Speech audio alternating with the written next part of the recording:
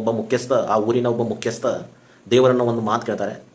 ನನಗೆ ಅಷ್ಟೇ ಅಲ್ಲ, ನನ್ನ ಬಂಧು ಬಳಗಕ್ಕೆ ಮತ್ತು ನಮ್ಮ ಊರಿನವರಿಗೆ ಕೂಡ ನೀನು ಪ್ರತ್ಯಕ್ಷವಾಗಿ ದರ್ಶನ ಮಾಡು ಅಂತ ಕೇಳಿದಾಗ ಭಕ್ತನ ಒತ್ತಾಯದ ಮೇರೆಗೆ ನಾಳೆ ನಾನು ಇಂಥ ಬೆಟ್ಟದ ಕಡೆ ನಾನು ಇರ್ತೇನೆ, ನಿಮ್ಮ ಜನಕ್ಕೆ ನಿಮ್ಮ ಬಂಧು ಬಳಕೆ ಕರ್ಕೊಂಡು ಬಾ ಅಂತ ಹೇಳಿದಾಗ ದೇವರು ಆ ಮುಖ್ಯಸ್ಥ ಕರ್ಕೊಂಡು ಹೋಗ್ತಾ ಇರ್ತಾರೆ ಜನರನ್ನು. ಕರ್ಕೊಂಡು ಹೋಗುವ ದಾರಿಯಲ್ಲಿ ಇನ್ನೊಂದು ಚಿಕ್ಕ ಬೆಟ್ಟದಿಂದ ಚಿನ್ನದ ನಾಣ್ಯಗಳು, ಬಂಗಾರದ ನಾಣ್ಯಗಳು ಬೀಳೋದನ್ನು ನೋಡಿ ಹುಯಿ ಅಂತ ಸ್ವಲ್ಪ ಜನ ಹೋಗ್ತಾರೆ. ದೇವರು ನಾಳೆ ಆದರೂ ನೋಡ್ಬೋದು, ಇಂಥದ್ದು ನಾಣ್ಯ ಸಿಗಲ್ಲ ಅಂತ ಅದನ್ನು ಆಸ್ಕೊಳ್ಳಿಕ್ಕೆ ಹೋಗ್ತಾರೆ. ಸ್ವಲ್ಪ ಮುಂದೆ ಹೋಗಿದ ತಕ್ಷಣ ಮತ್ತೆ ಬೆಳ್ಳಿಯ ನಾಣ್ಯ ಸ್ವಲ್ಪ ಇರುತ್ತೆ, ಮತ್ತೆ ಜನ ಇರೋರು ಕೂಡ ಹೋಗ್ಬಿಡ್ತಾರೆ. ಕೊನೆಗೆ ಉಳಿಯೋರು ಆ ಮುಖ್ಯಸ್ಥನ ಹೆಂಡತಿ ಮತ್ತು ಮುಖ್ಯಸ್ಥ. ಇನ್ನು ಸ್ವಲ್ಪ ಮುಂದೆ ಹೋದಾಗ ಮುತ್ತು ರತ್ನಗಳು ಇದ್ದಂತಹ ಒಂದು ಜಾಗ ನೋಡಿ ಆ ಹೆಂಡತಿ ಕೂಡ ಹೋಗ್ತಾಳೆ.